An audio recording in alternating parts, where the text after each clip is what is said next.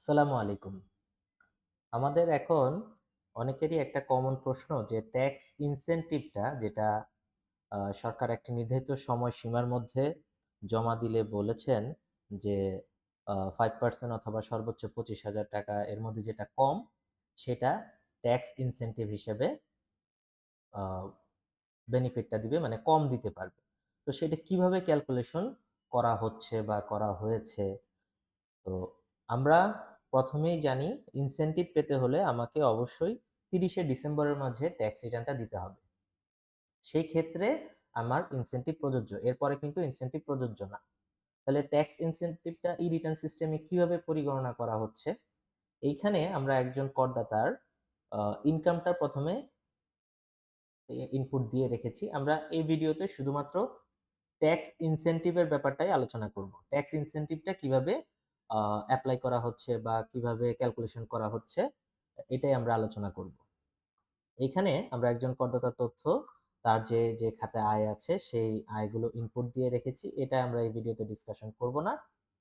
এরপর সিস্টেম থেকে অটোমেটিক্যালি তার ট্যাক্সটা ক্যালকুলেশন করা হয়েছে। তার ১৯,৫২,৮৮১ টাকার এগেইনস্টে আ সরি তার টোটাল যে ইনকাম ট্যাক্সেবল ইনকামটা হচ্ছে ১০,৪৯,৭৫০ টাকা। এই করদাতার ট্যাক্স আসছে রেগুলার ৭৪,৯৬৩ টাকা। এখান থেকে উনি যে ইনভেস্টমেন্ট গুলো করেছিলেন, যে রেয়াতযোগ্য যে ইনভেস্টমেন্ট গুলা ওনার কিছু ছিল, যেমন এই করদাতা একজন সরকারি চাকরিজীবী, ওনার প্রভিডেন্ট ফান্ডের ইনভেস্টমেন্ট বা আরো কিছু ছিল, সেখান থেকে উনি ১৯,৫০০ টাকা রেয়াত পেয়েছেন। এরপর রেয়াত পরবর্তী তার ট্যাক্সটা আসছে ৫৫,৪৬৩ টাকা। আচ্ছা, আর মিনিমাম ট্যাক্স হচ্ছে ৫,০০০। এই দুটার মধ্যে যেটা বেশি সেটা হচ্ছে তার ৫৫,৪৬৩ টাকা। এখন প্রশ্নটা আসতেছে যে উনি তাহলে 5% যে ইনসেনটিভটা সেটা কত টাকার উপরে পাবে? আচ্ছা, 5% ইনসেনটিভ যে পাওয়ার যে অঙ্কটা সেটা হচ্ছে উনার কত টাকা বকেয়া ছিল। মানে বকেয়া বলতে রিটার্ন জমার সময় উনি কত টাকা জমা দিয়ে রিটার্নটা জমা দিবেন। এখন দেখেন ৫৫,৪৬৩ টাকা থেকে কিন্তু এই করদাতার কিছু ট্যাক্স কাটা আছে। সেটা কত? ৩১,২২২ টাকা তার কাটা আছে। তো অনেকেই যেটা ভুল করতেছেন, মানে ক্যালকুলেশন করছেন যে ৫৫,০০০ টাকার উপরে পাবেন।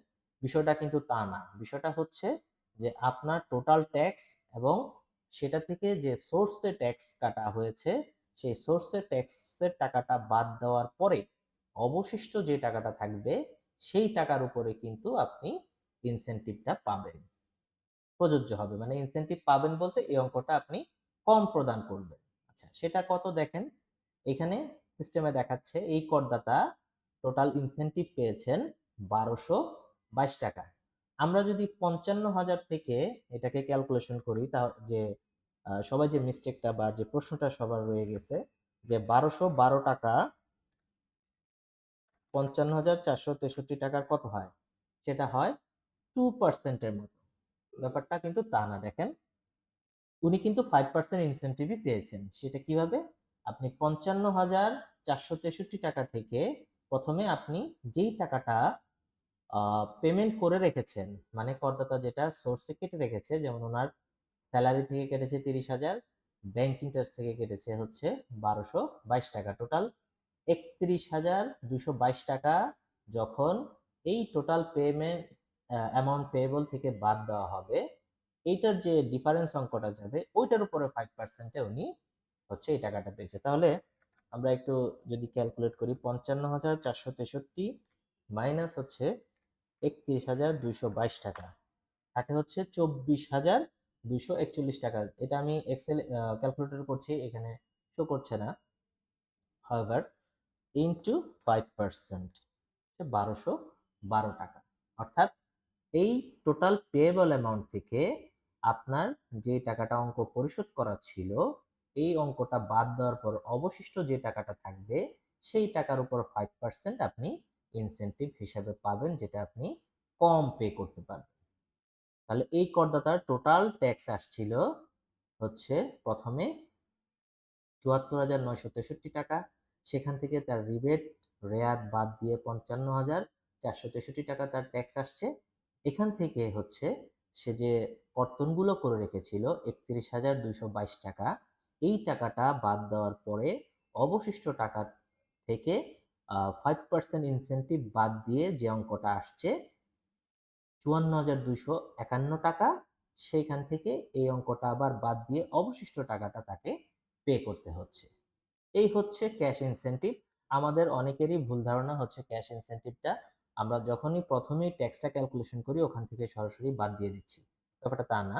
বিষয়টা হচ্ছে ট্যাক্সটা প্রথমে ক্যালকুলেশন করবেন, ওখান থেকে কর রেয়ারটা বাদ দিতে হবে।